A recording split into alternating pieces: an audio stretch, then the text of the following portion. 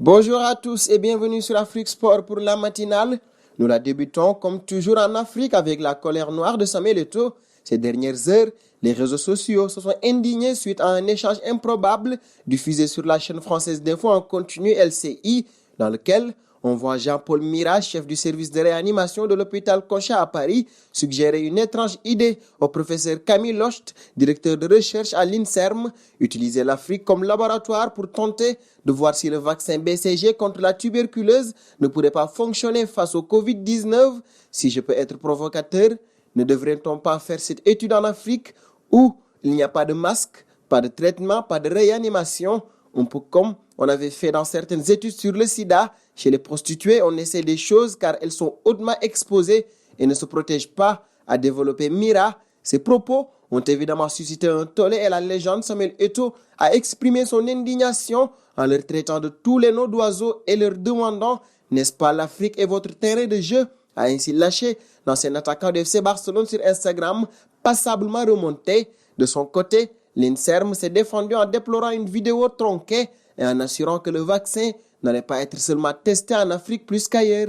Et de cette colère justifiée de Samuel Eto'o, passons au beau geste de Moses Simon. Alors que le monde entier traverse une période difficile, le Nigeria n'y fait pas exception. L'attaquant du FC Nantes a donc décidé d'agir. Il a décidé de verser 500 000 naira à chaque Nigérian qui se manifesterait auprès de lui sur les réseaux sociaux dans la limite des 2 millions de naira promis au départ. Ce sont donc 400 familles qui devraient bénéficier du coup de pouce financier de l'attaquant du FC Nantes. Et nous restons chez les vedettes nigérianes avec Dionobi Mikel. Selon les informations du média brésilien Globo Esporte, l'ex-capitaine des Super Eagles aurait déjà entamé les discussions avec la direction de Botafogo au Brésil. D'après la même source, Botafogo est prêt à faire venir l'ancien joueur de Chelsea dans son effectif. L'objectif du club est de créer une équipe de stars. C'est la raison pour laquelle la piste Yaya Touré a été tentée il y a quelques semaines sans succès. Alors, après Honda, ces joueurs du Milan AC, les responsables du club aimerait signer Mikel Obi.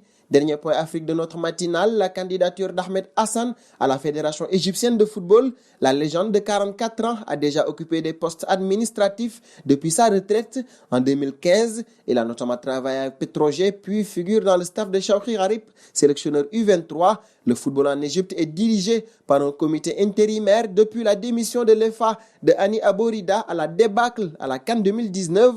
Le mandat du comité doit prendre fin le 31 juillet.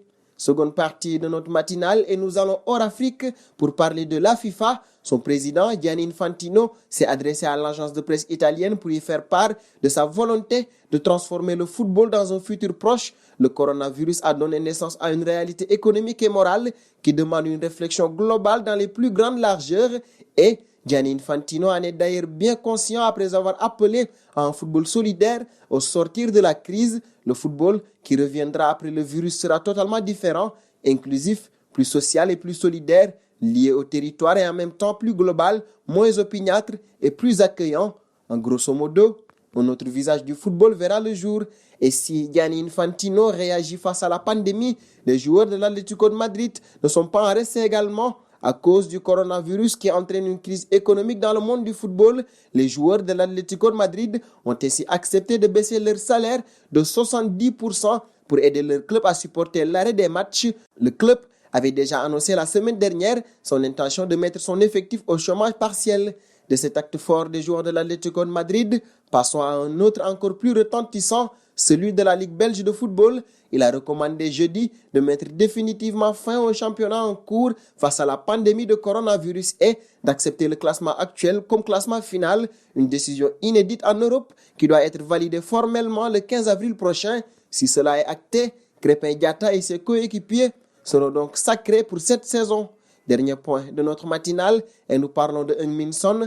L'ailier de Tottenham souhaiterait retourner au pays. Simple stratégie afin de pouvoir effectuer son service militaire obligatoire en Corée du Sud sans empiéter sur sa saison. Cette demande nécessite que la saison de Premier League soit repoussée au-delà du 30 avril. Avec sa médaille d'or aux Jeux d'Asie, le joueur ne doit effectuer que 4 semaines en caserne au lieu de 21 mois. En cas de nouvel report de la reprise, vous pourrez le retrouver dans le premier vol disponible pour rallier les rues de Séoul. Et c'est sur cette nouvelle que nous fermons cette matinale de ce vendredi. Nous vous remercions de l'avoir suivi et vous donnons rendez-vous demain sur Afrique Sport. C'est pour ne rien manquer du football mondial.